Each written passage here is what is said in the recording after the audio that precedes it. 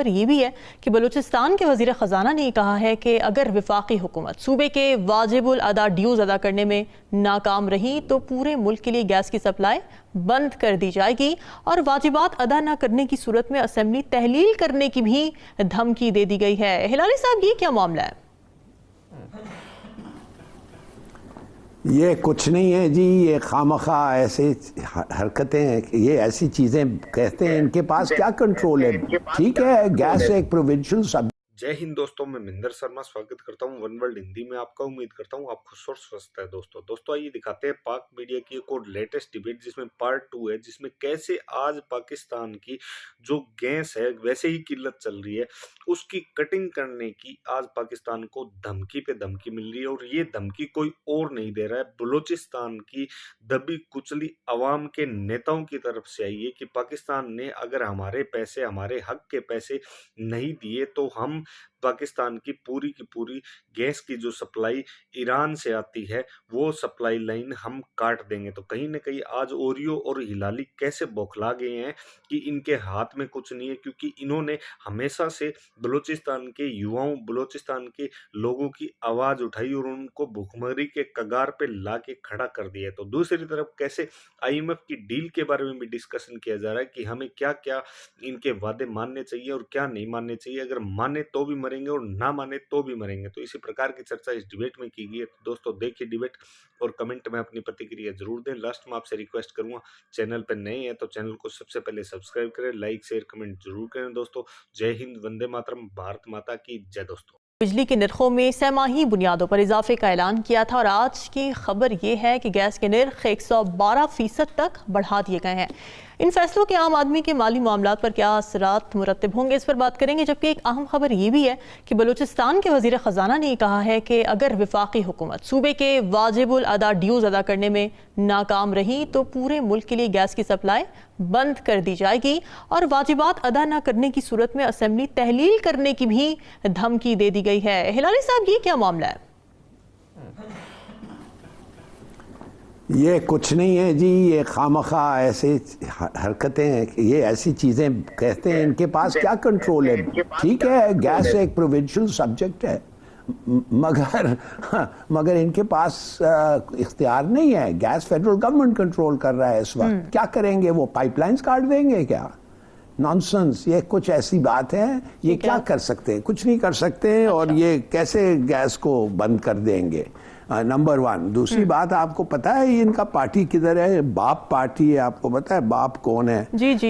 ये ऐसे ही धमकियां, एम्प्टी थ्रेट्स हैं, फॉरगेट अबाउट इट। मेरे ख्याल में ही कांट डू एनीथिंग और ना करना चाहिए इनको कुछ।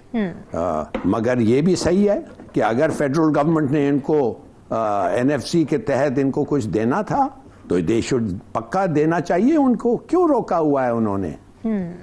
कोई एक्सप्लेनेशन तो दें कि क्यों रोका हुआ है। शायद नहीं है। अगर आप वो नहीं करना चाहते, ना कर सकते हैं, ना कोई उनका ऑब्लिगेशन नहीं है तो फिर बताएं।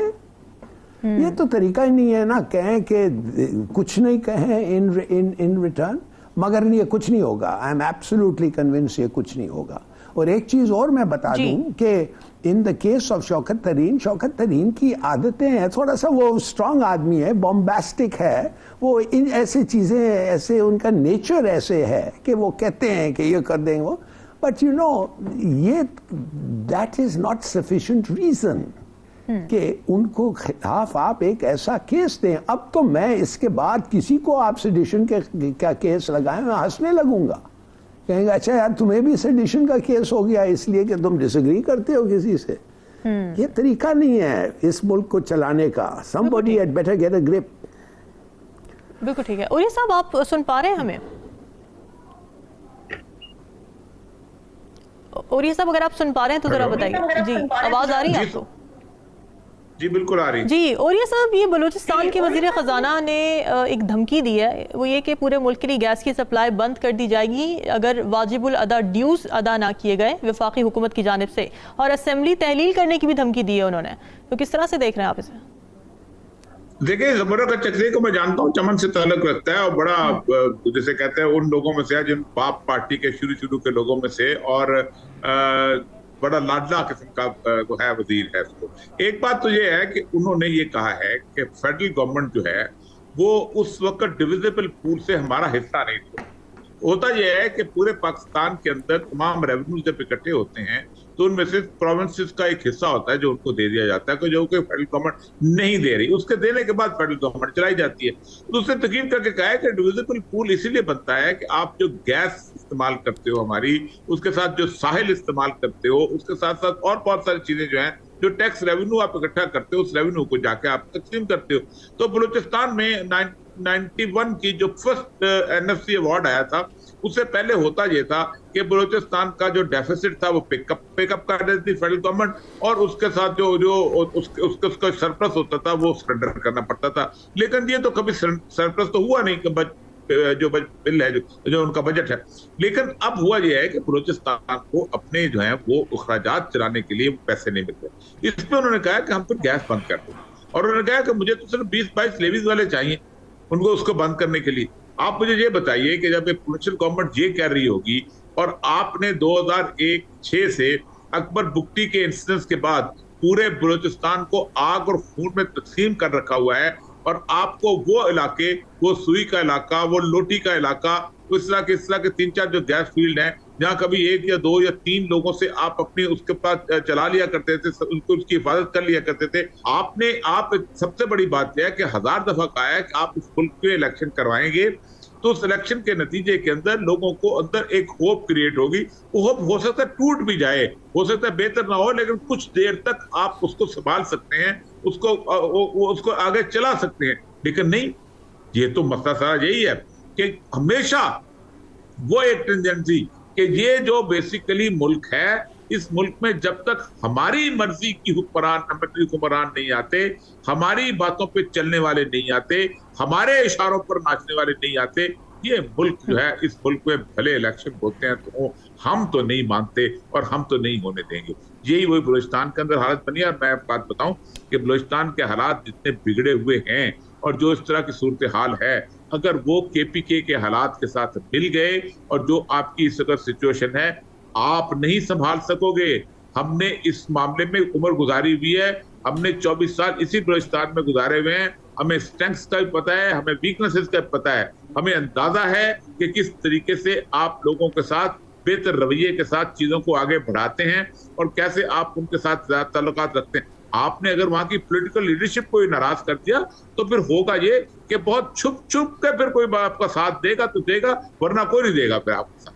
बड़ी मुश्किलात खड़ी हो सकती हैं। अच्छा इलाली साहब, हुकूमत और IMF के वर्चुअल मुज़ाकरात बहाल हुए हैं, तो अब जबकि हुकूमत IMF की मुतादिद शराइत पर अमल दरामद शुरू कर चुकी है, तो पाकिस्तान को कर्जे की मद में कुछ हासिल होने का इम्कान है जल्द? जीरो आपको मिलेगा, इसलिए कि मैं आपको बताता हूं क्यों। आपने तो वादा कर लिया है। आपको मैं बताऊं, सऊदी अरेबिया, चीन, UAE और कतर, उन्होंने सब कहा है कि जब तक IMF प्रोग्राम रिज्यूम नहीं होगा, नो क्रेडिट। बिल्कुल। दूसरी बात देखिए, आपने एक बहुत बड़ा फैसला किया है जो पता नहीं लोग उसके बारे में जानते नहीं हैं या बात नहीं करना चाहते हैं।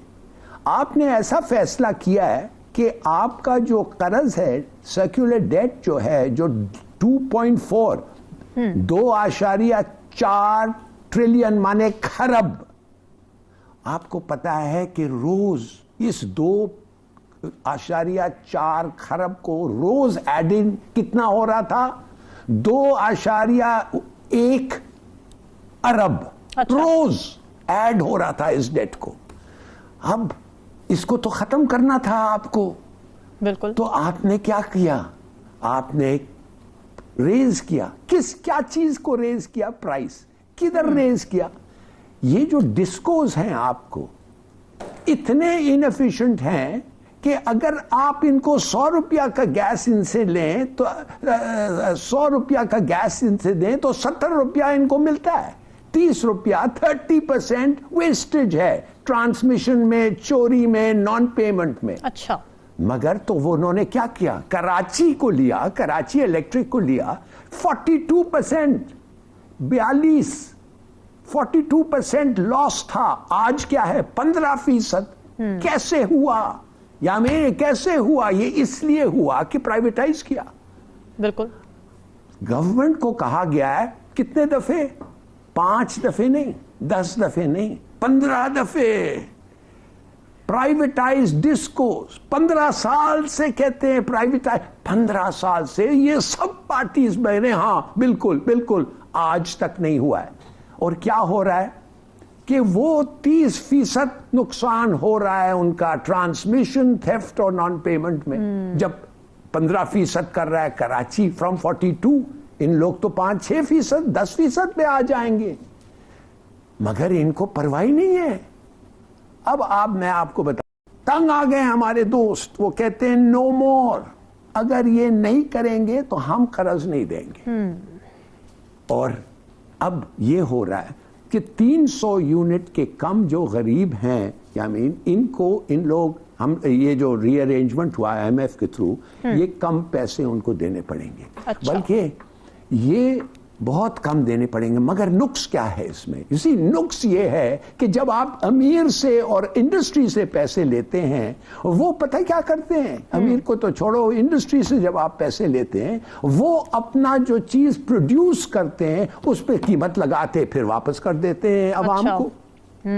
तो 70-80% अवाम पाकिस्तान का जो 300 यूनिट से कम गैस इस्तेमाल कर रहा है, जिनको कम देना पड़ रहा है, वेरी गुड, उन बेचारों को फिर भी रिलीफ नहीं मिल रहा है। अच्छा। इसलिए कि वो जो इंडस्ट्री वाले जो काम बना रहे हैं उसको प्राइस लगा के वो वापस कीमत बढ़ा देते हैं हर चीज का। तो बल्कि you have to do something, आपको शुरू करना है। तो ये एक शुरुआत है, खत्म करो इस डेट को, भुगतो। मगर अब ऑलरेडी आपको पता है, इधर कोई दुकान है, जब आप जाएं कुछ चीज लें, आपको एक अलग रिसीट मिलता है टैक्स का। किस चीज का टैक्स है? ये जी मेरे दुकान पे जो टैक्स लग रहा है, हमारे पे जो एडिशनल टैक्स लगा है, ये कीमत में हमने नहीं लगाया, ये अलग लग रहा है।